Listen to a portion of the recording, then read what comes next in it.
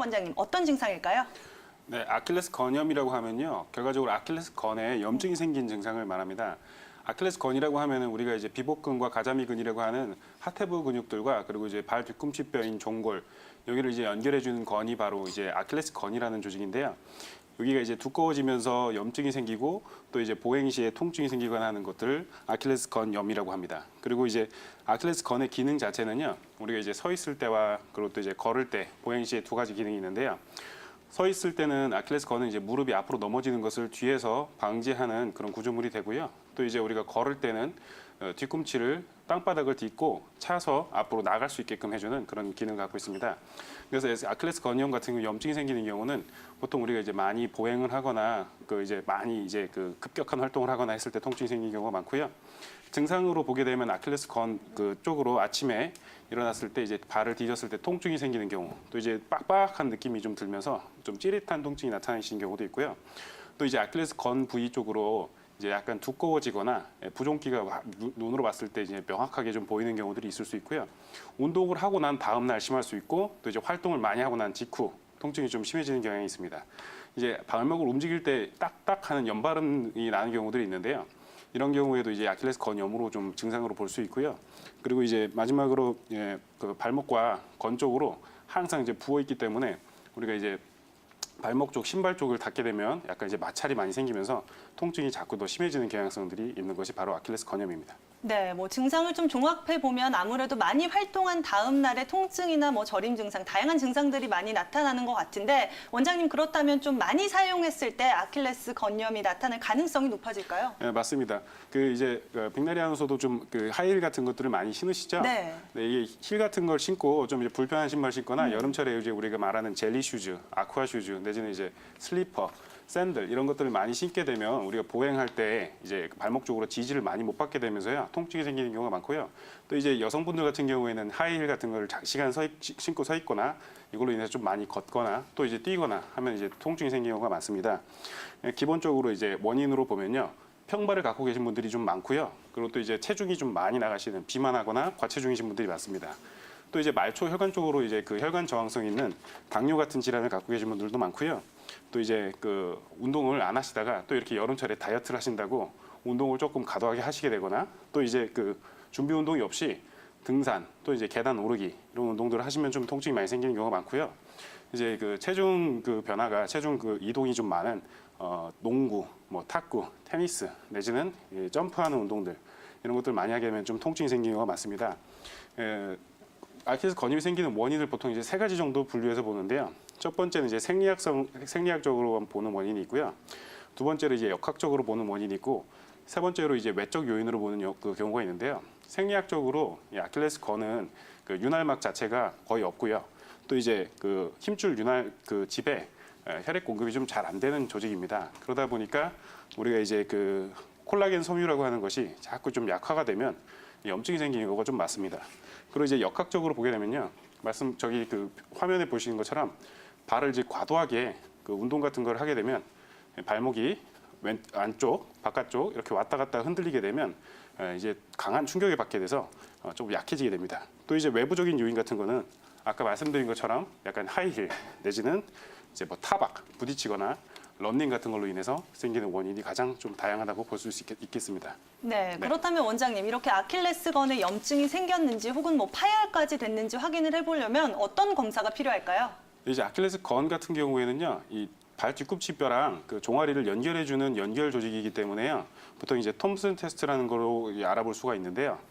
종아리 쪽에 이 건이 좀 파열돼 있으면 보통 이제 그 종아리 쪽을 강하게 스퀴즈 눌렀을 때 쥐어짰을 때 이 연결하는 선이 끊어져 있기 때문에 족저 굴곡이 나타나지 않게 됩니다. 그래서 족저 이 종아리 쪽 근육을 비복근을 꽉 쥐었을 때 피검사자의 다리가 움직이지 않는다면 보통 이제 양성으로 보고 있고요. 이 정도 같은 경우에 이제 그 아킬레스 건염은 보통 그레이드 1, 2, 3로 나눠서 보게 되는데 그레이드 1 같은 경우에는 아킬레스 건이 약간의 미세한 손상이 있는 경우를 그레이드 1으로 보고요. 그레이드 2 같은 경우에는 이제 3까지 약간 이제 완전히 절단되거나 파열되지는 않은 상태. 그 그레이드 3 같은 경우에는 완전 파열이 나타난 상태를 말한다고 볼 수 있겠습니다. 네, 통증 검사를 통해서 아킬레스건이 파열됐는지 정확하게 진단해 볼 수 있다는 사실 참고해 보시고요. 앞서서 우리 시청자님께서 종아리 쪽이 좀 뻐근하다라고 말씀해 주셨는데 원장님 그렇다면 이 종아리 쪽 근육과도 좀 연관이 있는 건가요? 네, 맞습니다. 이 한의학적으로도 이제 아킬레스 건염물 치료를 많이 하는데요. 보통 이제 근육학적으로도 우리가 흔히 말하는 가자미근, 그리고 그 위에 있는 비복근, 그리고 이제 후경골근 이렇게 세 가지 근육이 연관이 돼 있습니다.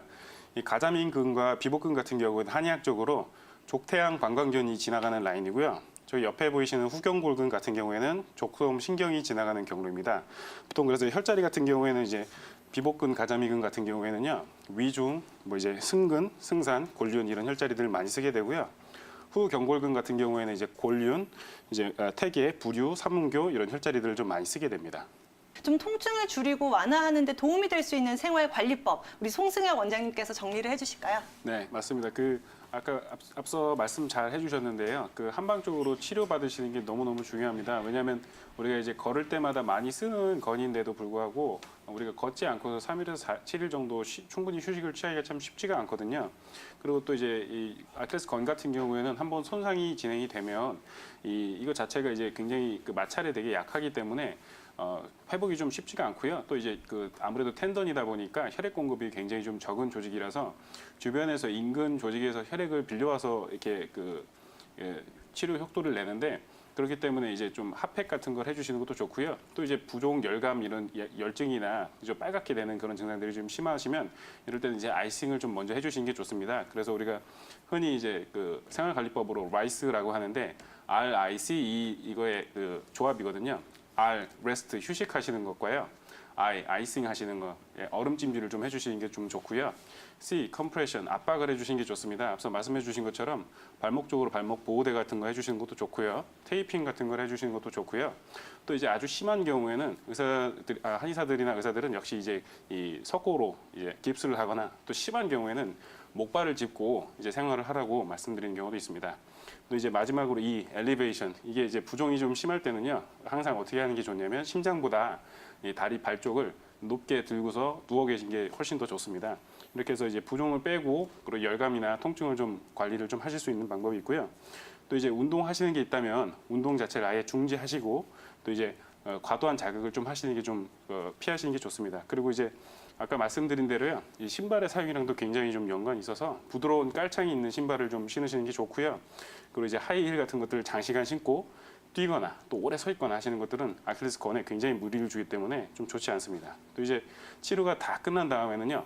하태 쪽으로 근육을 강화해 주시는 뭐 런지나 스쿼트 이런 운동을 해 주시는 것도 좋고요. 체중이 조금 이제 과체중이시거나 당뇨 이런 기저질환 있으신 경우에는 이 기저질환을 조금 관리를 잘 해주셔야 됩니다. 체중을 조금 이제 빼주시는 게 좋고요. 발목 쪽으로 아킬레스 건 쪽으로 이제 스트레칭 하시는 방법을 알려드릴 건데요. 발목 쪽으로 아킬레스 건 스트레칭은요, 발목을 늘리는 스트레칭이 있고요, 뒷 무릎을 늘리는 스트레칭이 있습니다. 그리고 이제 발목 펌프 운동, 이제 올리고 내리고 하는 그 펌프를 이용해서 아킬레스 건 쪽으로 이제 이완을 주는 스트레칭이고요. 또 이제 종아리 쪽을 쭉 늘리면서 하실 수 있는 종아리 스트레칭이 있습니다. 보통 이제 벽을 잡고 하시거나 이제 우리 계단 같은 데서 계단 이 손잡이를 잡고서 하시는 방법도 있습니다. 이렇게 해서 종아리 뒤쪽 하태 쪽 근육을 스트레칭 해주시면 아킬레스 건이랑 연결이 돼 있기 때문에 같이 좀 스트레칭 되시는 효과를 좀 보실 수가 있습니다. 이렇게 좀 잘 관리하시면 아킬레스 건염은 분명히 좀 잘 관리가 가능하신 질환입니다.